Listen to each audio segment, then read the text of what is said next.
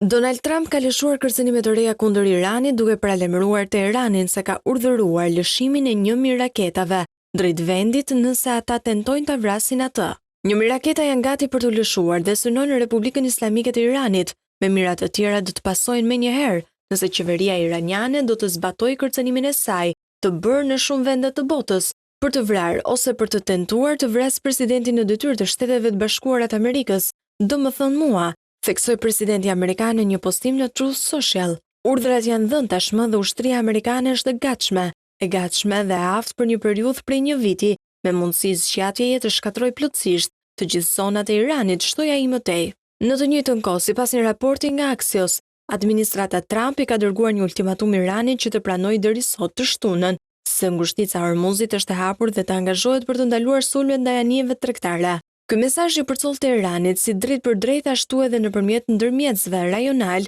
thanë 3 zyrtarë amerikanë.